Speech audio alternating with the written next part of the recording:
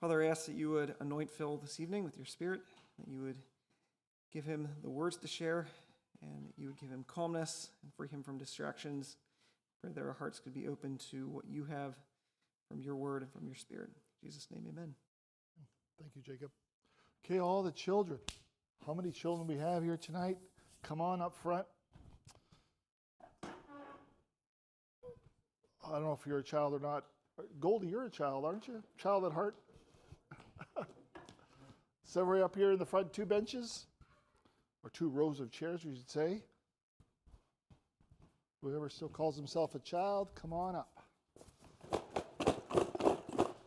All right. Wherever you want to sit, on a chair or wherever. We were using these chairs for prayer time before. Now we can use them for a children's lesson. All right. Oh, there. Yeah, turn on airplane mode.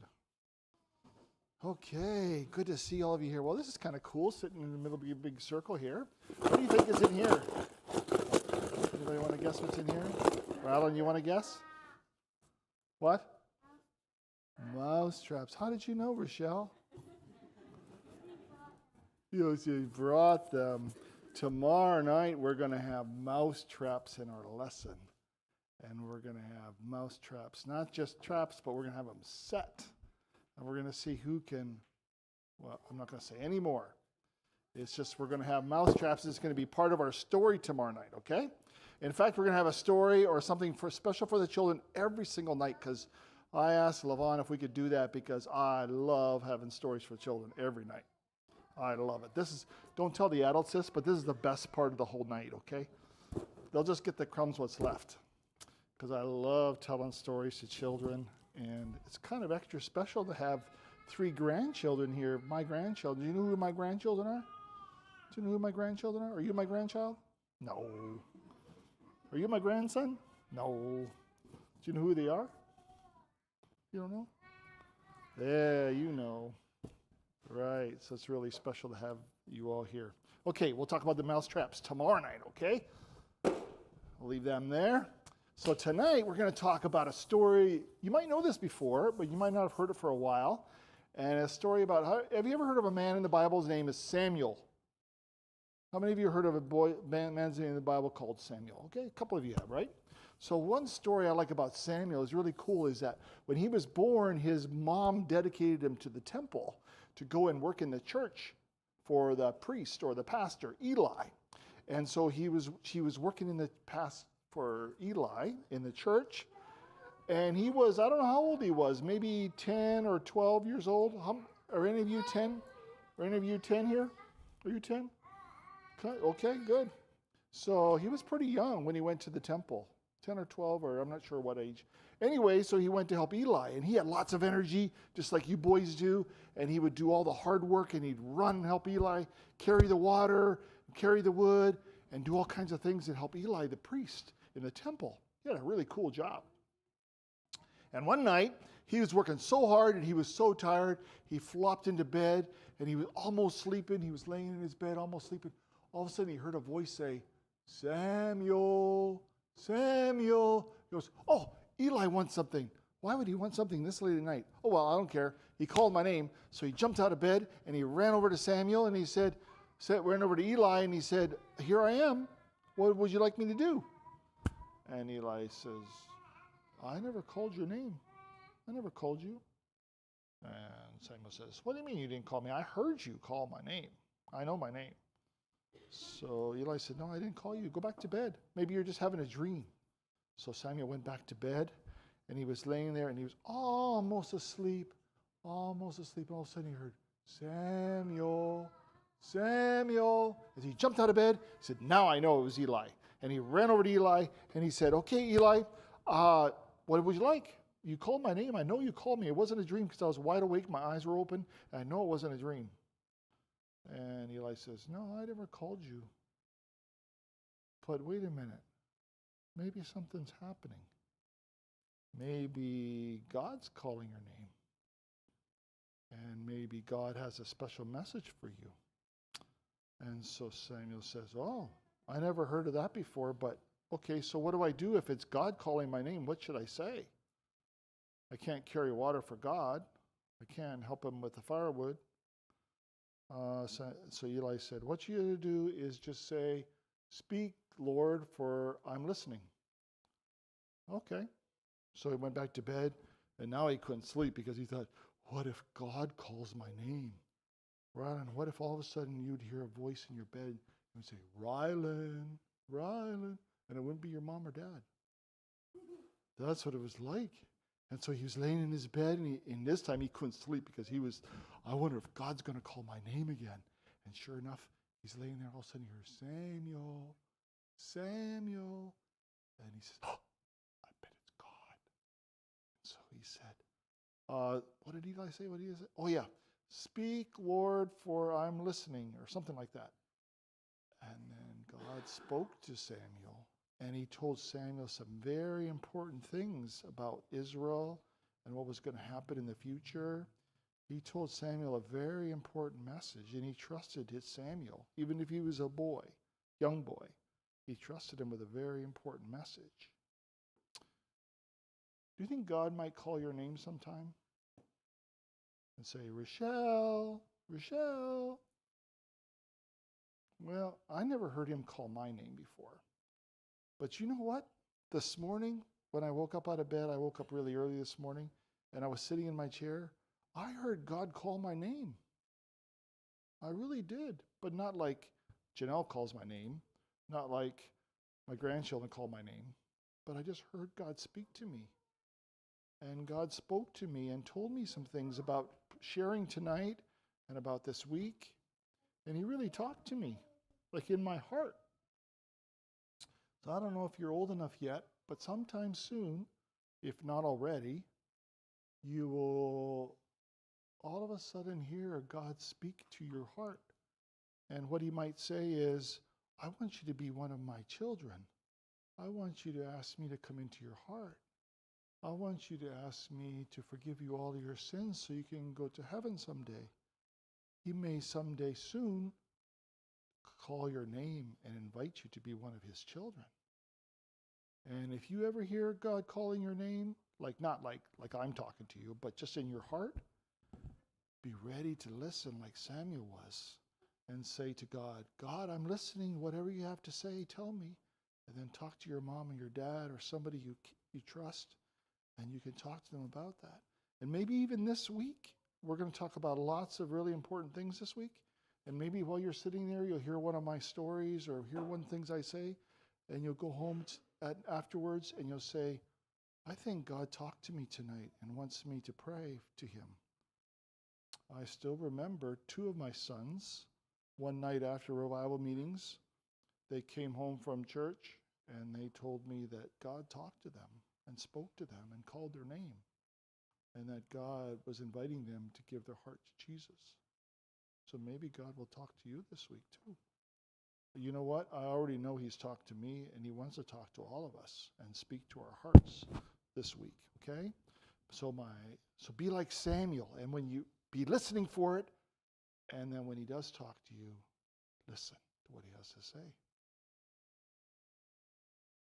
Thanks for listening. And tomorrow night, we're going to talk about mouse traps, and we're going to try to, how much should I tell you? Is that enough?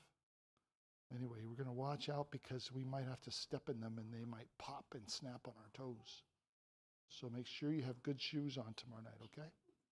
I'm serious. Make sure you have good shoes. You're looking good tonight, so just come back with the same thing. And whatever you do, make sure you bring back your parents, okay? Thanks so much for bringing your parents tonight. And every night, make sure you bring your parents because they need to come just as bad as you do, okay? All right, you can go back to your seats. Thanks for coming.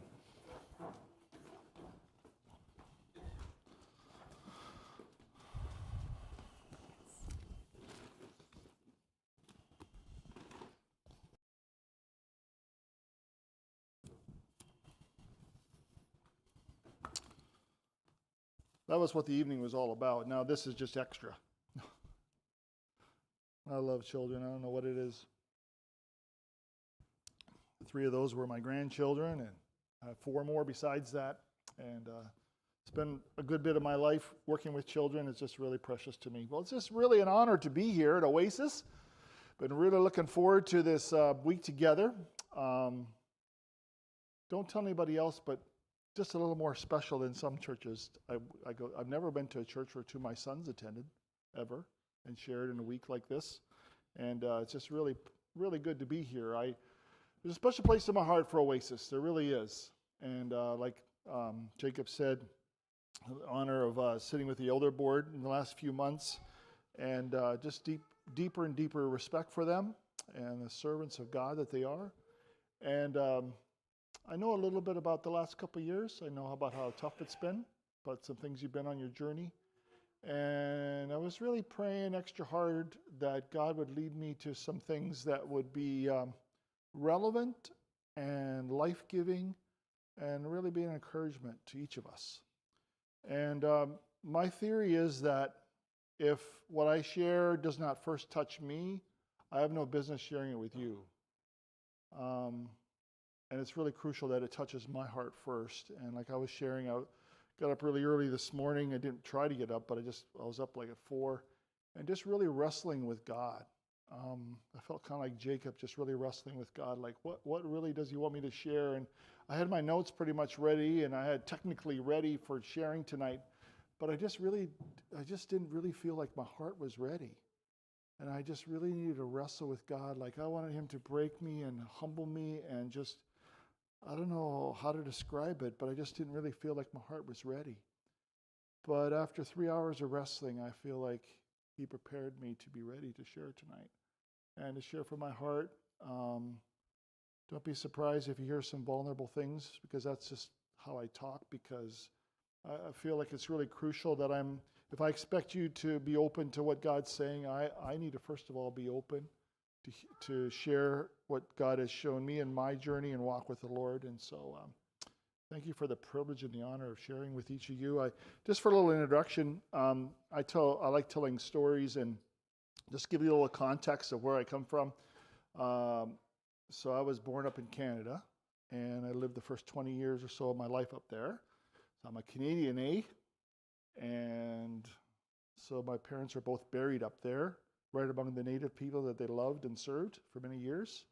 And now I have the privilege of being on the board of the mission up there at Northern Youth Programs, and gives me a good excuse to go back a couple times a year and visit my parents' grave and old friends and connect up there. And there's a special place in my heart. It's still in Canada.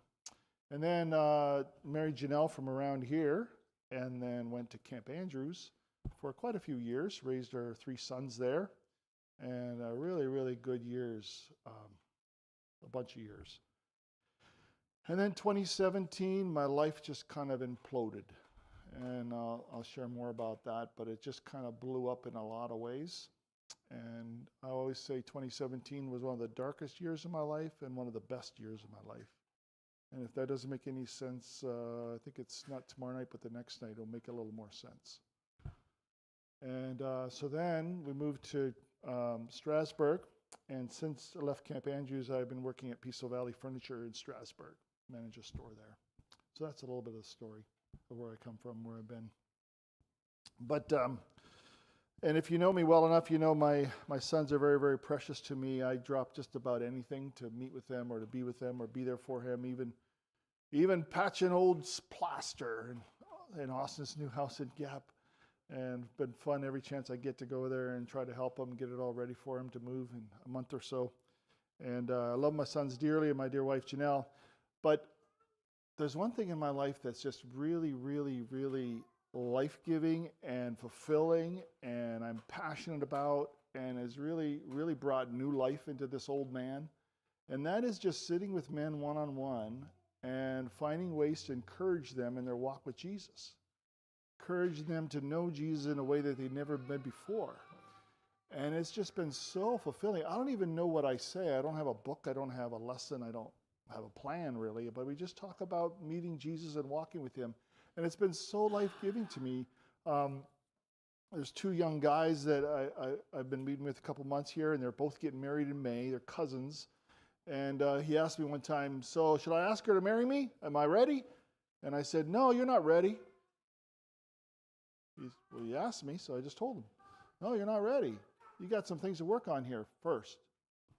Hey, waste your time just dancing around things, right? So he says, oh, really? So what I got to do to get ready? I said, well, we can talk about that. And so that was a turning point. Ever since that conversation, he has turned around and he's serious about growing, serious about his personal life and walk with the Lord. And he's just grown like a weed ever since. And it's beautiful to see. Now he got his cousin to come and talk as well. There's a 72-year-old man that 6 months ago he said, I don't know if I'm going to heaven or not. I'm 72, but I don't know. I'm pretty bad. I messed up a lot. I don't know if I'm going to heaven or not. And almost every week we'd argue about this. Are you saved or not? And wrestling with it.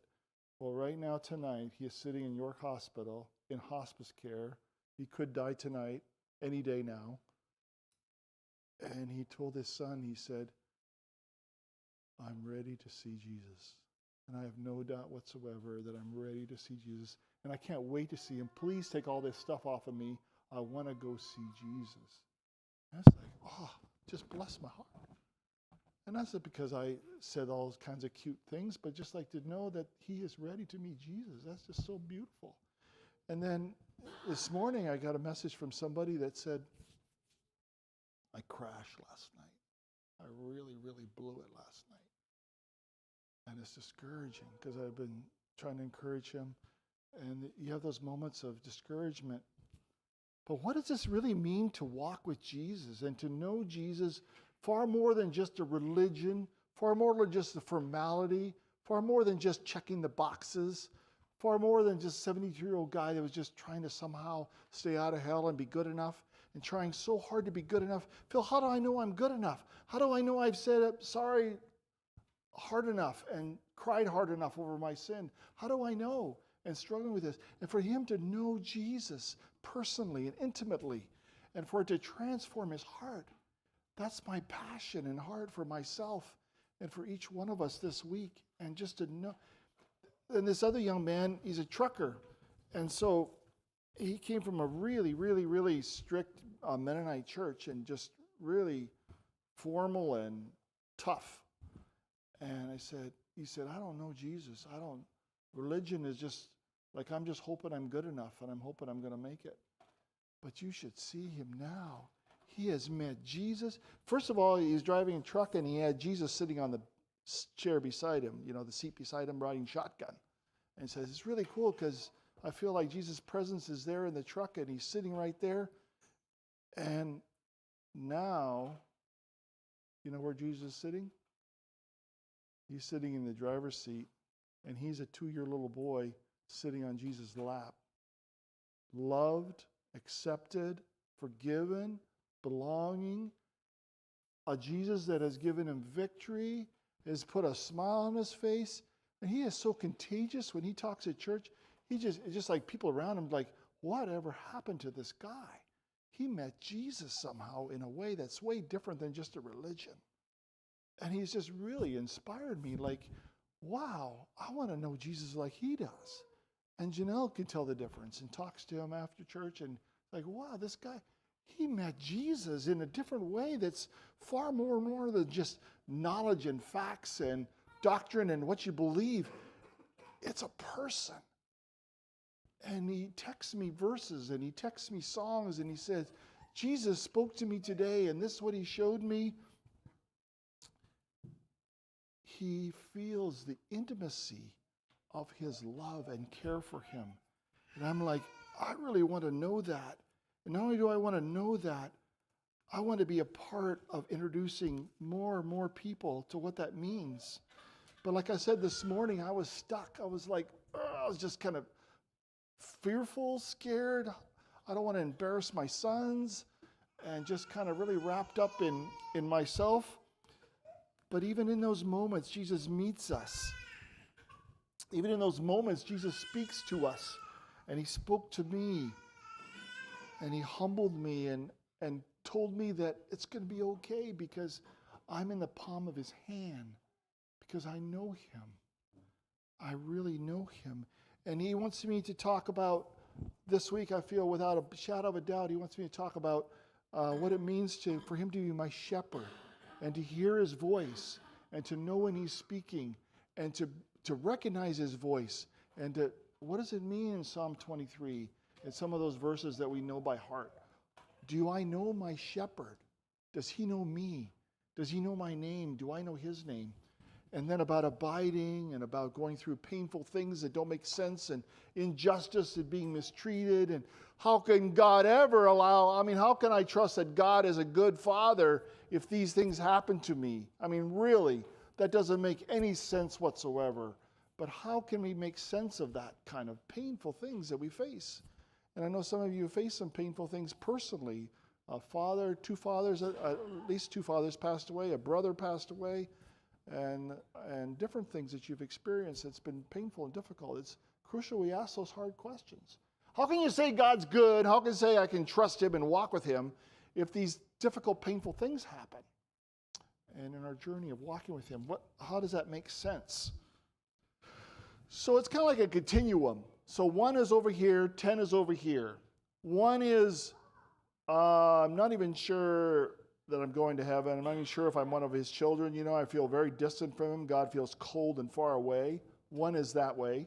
10 is, I just irradiate the love of Jesus because I feel his presence, I feel his love, and I feel close to him, and he speaks to me, and I open up the word and he speaks to me, and there's an intimacy with God, with Jesus. So that's 10. So the question this evening is, where am I on that continuum from 1 to 10? Where am I on that continuum? Would you say you're a 3? I would say last night I was maybe feeling more like a 4 or 5, but now it's different. Where are you on that continuum if you would make a continuum? Which number would you choose? And my purpose and goal and desire and passion for this week is that Sunday morning you would say, I was a 3 Wednesday night, now I'm a 5. I'm not talking about maybe all the way to 10. Go for it. 3 to 10, go for it. Fantastic. Miracles happen. But if you're a 3, that by Sunday you'll be a 5 or 6. It'll definitely have shifted in your own personal journey and experience of walking with Jesus. And you'll know him in a way that maybe you didn't know him before. That's my purpose and passion and desire for you. Because I've seen what a dramatic difference it makes in someone's life when they experience the presence of Jesus and a relationship with him that is life-giving, that just radiates and changes everything about what we see in life and do in life. So tonight we're going to focus on walking with Jesus is like becoming like a child. Becoming like a child. That's what Jesus said, right? The only way to come into my kingdom and to know me is to come like a child. So if you turn with me to Matthew chapter 19, like I said, I just love children and they've taught me so much. Let me give you a couple things. They've taught me a lot, and a couple things they've taught you. I don't know if your children teach you much at all. Our children taught us to be parents.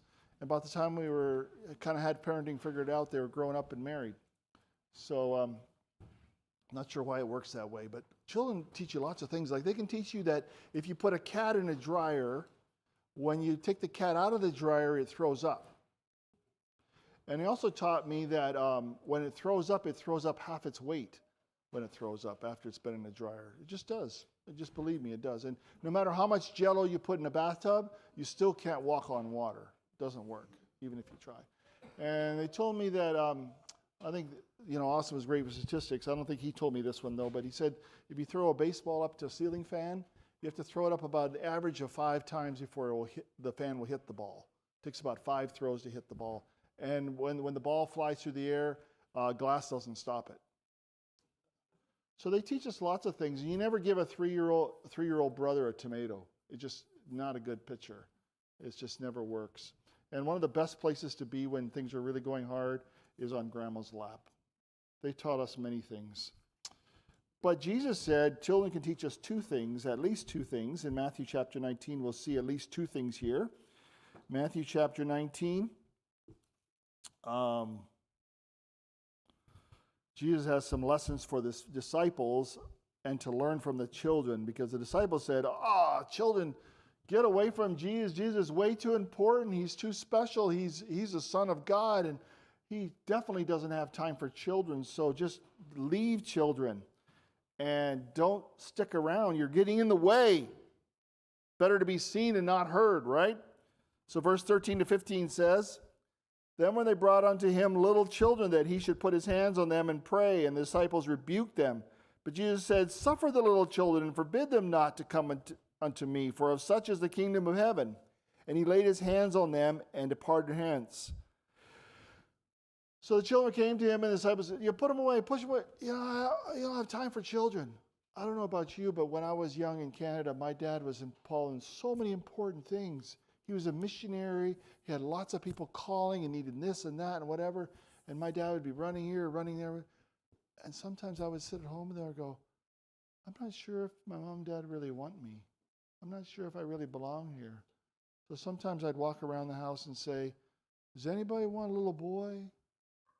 I'm a little boy that I'm not sure where I belong. And I would actually say that because that's just how I felt. My mom didn't like when I said that. Made her feel bad, but I just really feel like I wasn't really wanted. Wasn't really wanted. I mean, I was wanted when there was work to do. I was wanted when I was supposed to obey and do what I'm told, but not really wanted for me, for who I was. And you know what? That was 54 years ago when I first remember having that feeling, and it's still there sometimes. I still struggle with that, with even coming here. Do they really want me to come? Or Jacob was at the end of his list and he said, all right, come on, Phil. There's nobody else will say yes. And they don't really want me. There's nobody else willing to come. I'm not sure if I really have anything important to share anyway. So there's those lies we believe but Jesus comes into those moments and he has come into my life and he has brought healing to that because Jesus says, no, children are welcome. Not only welcome, but they're wanted. And that hits a core inside of us because it's one thing to be needed to get work done, but it's quite another thing to be wanted for who we are. That's really the core of what we long for. Yeah, it's nice to have a wife that wants me and needs me to make money so she can do what she wants. Right? But for her to actually want me, not just need me, but want me, whoa, does that ever feel good? Right? And Jesus, and people let us down. Let's just face it, people let us down. But Jesus meets that deepest core in our hearts and says, no, this is a perfect example. Children, bottom of the totem pole, always in the way. Get them out of here. They're way too unimportant. And no matter who you are, you can never get lower than children in this passage here. And yet, even for children, Jesus said, no, don't turn them away. I want them. Jesus didn't need the children. He didn't need them to do anything for him. But he wanted them, and they were welcome. And so Jesus uses the children as an object lesson to say, that's how I treat people. That's how I see people. I see people as people that are valuable and precious and wanted. And I want them. Not only do I want them, but I want them close to me. I want them to know me. I want them to sit on my lap. And I want them to hear my voice.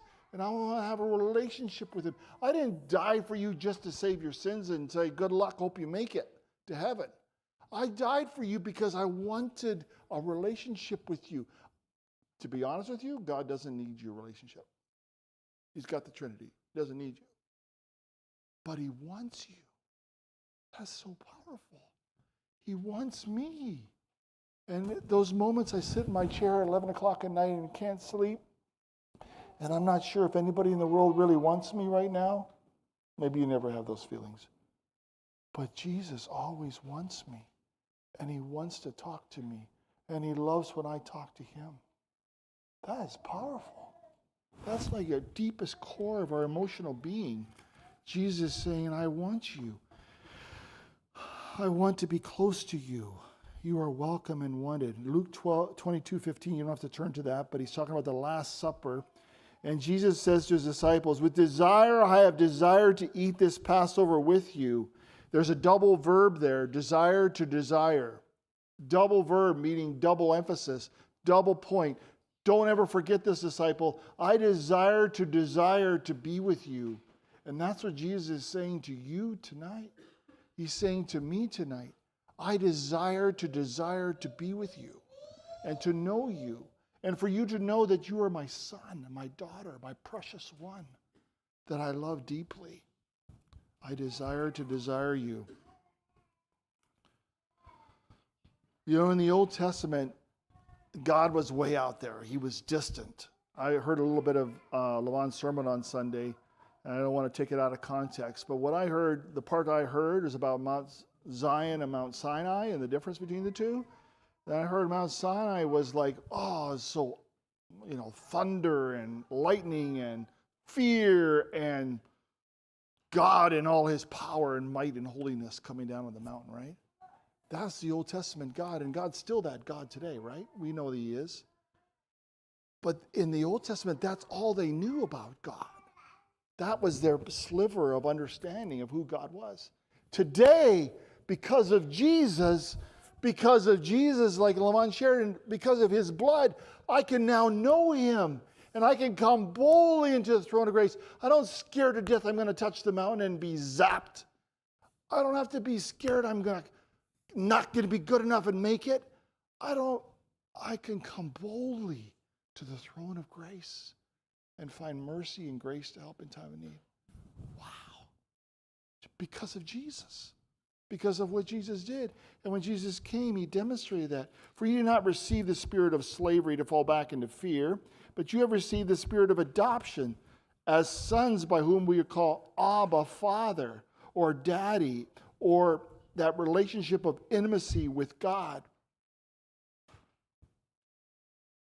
So tonight I ask myself, do I know Jesus in that way? Do I know Jesus that draws me close? And he is like my best friend, my confidant, someone who I know hears me and I hear him. And he fills that deepest need of my heart. So you know what addictions are, right? Addictions are just trying to fill that hole in other ways besides God. Whether it's pornography, whether it's drunkenness, whether it's drugs, whatever it is, it's just trying to fill that hole with something besides God, because we feel that hole and that emptiness and that shame and like something's really missing. So we can talk about all those cute addictions, terrible addictions. But what about our Mennonite addictions? What about workaholic? What about being busy? What about food? What about those kind of things? See, my experience has been food isn't about food. It's about something else inside. The question is, what hole am I trying to fill with it? It's not really busyness that's the problem. It's not my schedule that's the problem. What am I trying to fill? What am I trying to prove? That I'm somehow important and I have to be so crazy busy? And Janelle's smiling over there because I'm really busy right now. And I don't think I'm trying to prove anything, but we'll see. But what hole am I trying to fill? That's really the question. When it comes to sexual addiction, it's not about what's right and wrong. We all know what's right and wrong pretty much. The question is, what hole are you trying to fill? What pain are you trying to salve? What's really going on in your heart? What's going on deeper than just the surface thing? Yeah, the surface thing matters. It's sin. It's wrong. But the real question is, what hole am I trying to fill that only God was meant to fill? Only Jesus and that intimacy with him was meant to fill. That makes all the difference. Like that trucker buddy, he couldn't break some sexual addictions. He couldn't break them. He just couldn't break them. But when Jesus filled that hole, and it took a while, but when he filled that hole, he could care less about that stuff because that pales in comparison. That's all farce. It's all empty farce now to him because he knows Jesus. And that's really what he was looking for. It makes all the difference in the world.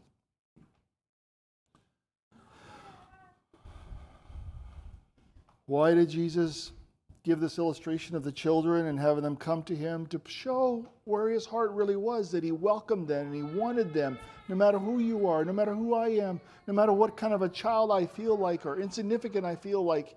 He wants me. He wants me close. He wants a relationship with me, an intimacy with me that will meet the deepest needs of my heart. I remember when I was, I'll talk a little about this probably, about the painful parts of our life, about the cancer I went through a year and a half ago, but I still remember sitting there, bald head, going through chemo treatments, and the worst part was before the chemo treatment started, when I just didn't know what was going on. I knew it was stage 4, I knew it was already spread. Stage 4 is not a good thing, in case you didn't know. Stage 4 usually means might as well just give up and go to hospice. And so Janelle said, just calm down, we don't know all the facts yet. Well, that's easier said than done. When you have something in your body that could kill you in stage 4, I just remembered, I really had no answers and no way to beat this thing. I couldn't work harder, I couldn't do it. I felt so helpless. And I still remember sitting in my chair there and I was feeling so helpless. And I said, God, I don't know what to do. And then I remember my little granddaughter, who was kind of liked when people picked her up, okay, let's put it that way. And my little granddaughter, I remember back in memories of her, and I remember times that she would come to me and say, Grandpa, hold me, Grandpa. And it's like, she didn't really need me, but she just wanted me to hold her. And I held her and held her close. And then she was calmed down and she was okay. She wasn't scared anymore because I was holding her and I was a strong grandpa that she could trust. And so in that chair, I just literally reached out my hands to Jesus, and I said, this feels really scary and lots of unknowns, and I don't know what the treatment's going to be like, and I don't know if it's really going to work or not. It sounds kind of serious, and I have a lot of fears. But Jesus, could you just hold me? I don't have any answers. I don't need any answers. I just need you to hold me and to know that you are there in the midst of that. And I can know that he's there. And he's going to carry me through that. What does it mean when our shepherd takes us through the valley of the shadow of death? What does that look like? It's what Jesus longs to be in each of our lives and hearts. Where the rubber meets the road, when we don't have answers and we're done trying to make things work and fix, and we trust him to be enough in those moments. So welcome. You're wanted. Now Matthew 18, just one chapter over. Read verses 1 through 4. Matthew chapter 18, 1 to 4. Again, Exhibit B now. That was Exhibit A. Exhibit B is also children, but it's a different lesson we can learn from children. Exhibit B, chapter 18, verses 1 through 4. What's there to learn from our children tonight? At the same time came the disciples unto Jesus, saying, who is the greatest in the kingdom of heaven? And Jesus called a little child unto him and set him in the midst of them, and said, verily I say unto you, except you be converted and become as little children, you shall not enter into the kingdom of heaven. Sounds kind of serious. You've got to become a child. Whosoever therefore shall humble himself as this little child, the same is the greatest in the kingdom of heaven. Jesus is saying, you disciples are asking the wrong questions. Who is the greatest? Jockeying for position. Who's going to be the vice president of Jesus when Jesus takes over from the Romans? Who's going to be the Secretary of State? Who's going to be the top echelon of power with Jesus when Jesus takes over the Romans? So they thought. And Jesus says, you got it all backwards. In my kingdom, it's not like that. It's not about who's going to be the greatest, who's going to be the top guy, who's going to be up front. It's about who's going to be a servant and is going to come like a child, because those are the greatest in the kingdom of heaven. It's totally backwards. And he said, unless you be converted, you will not get to heaven. Pretty serious. You got to be converted. And the word here is the idea of repent. Now, you might know this already, but repent means that when I'm walking towards due east, as an army, as a group of soldiers marking due east, the commander of the army might say, repent! And he doesn't mean get down on your knees and say you're sorry. What he means is, repent means turn around, all the soldiers turn around 180 degrees and march due west, the opposite direction. That's what repent means. It's a military term. And when Jesus says, you're marching along and you're worrying about who's the greatest and how smart you are and proving you're right and proving you have a louder voice, proving to your wife you're in charge of the house, whatever you're trying to prove, who's the greatest, who's the most important, who gets the recognition, who gets elected to this and that position. And he's saying, you've got to be converted. It's not about you. It's not about your position or impressing anybody. It's not about worrying about who's the greatest or comparing with anybody. It's about being a servant, like a childlike servant. That's what my kingdom is about, Jesus says. And the child was a perfect example to them. So what does he actually mean about a child becoming like a humble servant? There's a clock, okay. 9 o'clock, right, Levon?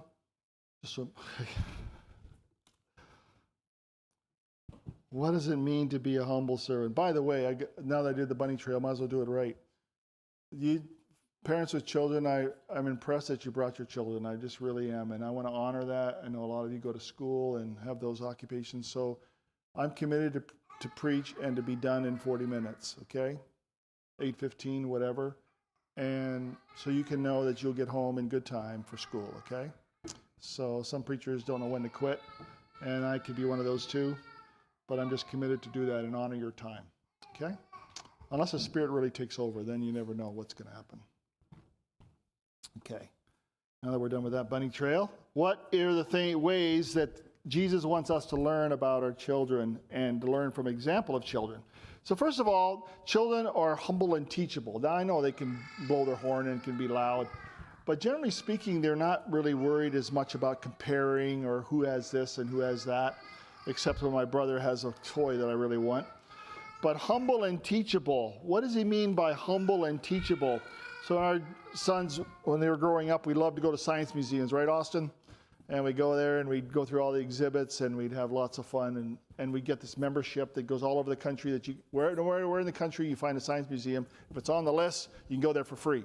And so we went to Pittsburgh one, we went to DC one, and Baltimore one, and as many places as we could find. It's a lot of fun because, and the boys are just, you can just sit there and they'd be happy all day. They just, all kinds of exhibits and all kinds of fun because they love to learn. And they love to try this and try that. And, look at this, Dad, it's really cool. Look at how this works. And I didn't know it works this way. I didn't know gravity works like this. And just so much fun to learn. And they're so inquisitive to want to learn. And it just brings so much new life when you see children with their inquisitive desire to learn. Do I have that humble, teachable spirit? Like a child wants to learn and grow and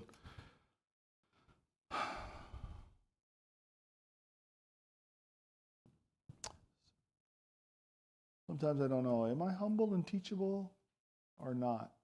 One test that has been pretty common for me, has been pretty true for me, but where I'm at with the humble, teachable part is how well do I handle criticism?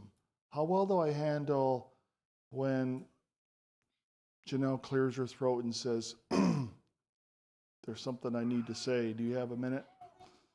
And I go, oh boy.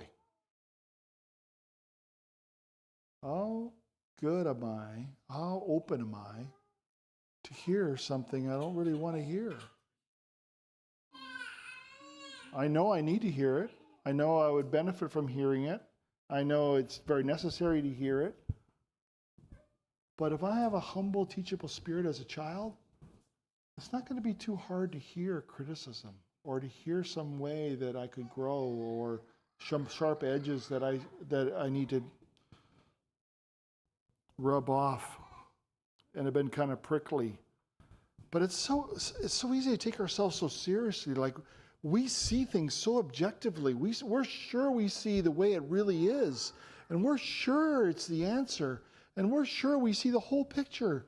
Well, guess what? I'm reading a book right now. It's just how limited we really are in what we really see. We're way more limited than we realize. But we are. Just that humble, teachable spirit. I still remember on the faith board, before you were around, Paul, before you were principal, on the faith board, we were discussing something really important, and we were going around back and forth. Should we or shouldn't we? Should we or shouldn't we? And it was just so obvious, right? You know, sometimes it's just so obvious. And I just said, it's just so obvious that school needs this. We need to do this. And then we go around the circle, and all of a sudden I said, I'm the only guy that thinks this way. All of a sudden I caught on. The other 6 guys were not agreeing with me. In fact, not only not agreeing with me, they were thinking the opposite of what I was thinking. And all of a sudden, fortunately, I caught myself and I go, you know what? I'm in a minority here, but I'm so sure I'm right. They're all going to be sorry for them if we go this way. I was just so sure I was right. So finally I realized that, and I said, it's okay, brothers. If you feel this is what's best for the school, I'm good with it. I'll support it as well.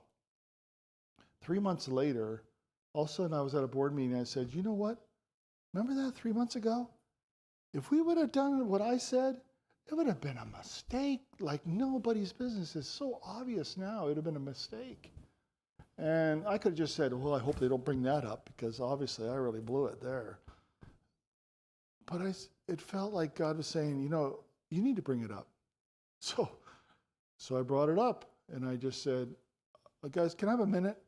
Remember back there a couple months ago when we were discussing this and I was really strong? I just want to recognize that it's just a good example of where I see what I see and I need to say what I see, but it's a good example of where I don't see the whole picture. And I just thank God for you brothers that were honest and disagreed with me and we went a different direction. I just want to recognize that I don't always see the whole picture and I don't always see what's best. And thank you, brothers, for being honest and your wisdom and perspective. I needed that because I can get so sure I'm right. Because we all know I'm right? I mean, it's just obvious. But someone with a childlike spirit, he's honest and he shares where he's at. He shares how he feels, how he sees things. But he shares it with an open hand, a teachable spirit. Like, this is what I see, but I know I don't see it all. And can you help me to see the other side or see what else I'm missing? The open, teachable spirit. Like Philippians 2:3 says, esteem others better than myself. So the way I come as a child and come into his kingdom, Jesus says, you need to come as a child, humble and teachable. And you also need to come as a child being dependent. A child obviously needs mom to feed him. You know, a child obviously needs this and that from their parents. It's kind of obvious. There's a dependency on that. But do I come to God recognizing John 15:5 says, apart from you, I can do nothing. Do I really have that childlike spirit that I recognize how desperately I'm in need of God?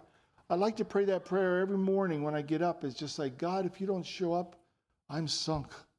Yeah, I really need you today. Well, apart from me, I can do nothing. Do nothing. Now, when I am weak, then am I strong. The recognition of how desperately I need God every day. I remember sitting in one of the chemo treatment, and for some reason I was reading through my Bible, and I was reading about the Israelites with manna, and I was worrying about, what if this is how bad the second treatment is, how bad is the third treatment going to be? And how bad is the sixth treatment going to be? I'm never going to make it. How is this all going to work out? This is terrible. I'm feeling so sick and terrible. And I was thinking about the next treatments coming up, and it was as clear as day as I was reading my Bible. When they got manna for how many days? 1 day. Not for the next week or 3 weeks or 5 weeks or a month, but it was for 1 day. And that's what Jesus promises, that depend on me for 1 day at a time, just for today. And part of my deal this morning was I had 5 big things I'm really worried about. And they're really legit. It's not like just worried about, I'm going to have a shirt to wear today. I mean, it was big stuff. Even my brother agreed with me when I texted him. They're big things. But God was giving me manna. So what is God asking of me today? A lot of the things don't need to be figured out today. But what is God asking me for today? And trusting him and being dependent on him. I remember Levon and I were taking lifeguard training. And I think I'll get this right. It's been a lot of years since I did lifeguarding. But one thing they taught you is when you have an active drowning victim. Remember an active and a passive, Levon? So an active drowning victim, when you come to an active drowning victim, They still got lots of energy. They're still above water. They're still thrashing. They're still trying to save themselves. It's called an active drowning victim, right? And sometimes they can drown you, seriously. And they actually taught us how to get away from them if they try to drown us. You go underwater and they let go usually. But sometimes you just wait until they're done actively drowning and calm down. Or you give them the rescue tube, one or the other. Otherwise, they could drown you and give you a stranglehold around your neck and you can't stay above water yourself. Sometimes I can be an active drowning victim. And I wonder, why aren't you saving me, Jesus? Why aren't you coming to part the waters? Why aren't you coming to calm the waves? What's going on? Why? You know what the problem is? I'm still an active drowning victim. And I haven't said, Jesus, save me. I'm done. Jesus, save me. Whatever it takes, take over, because I'm going to drown without you. A sense of dependency, childlike faith. Jesus, save me. Show me what you're trying to say to me through this hard thing, because I'm dependent on you, recognizing my dependence on Christ.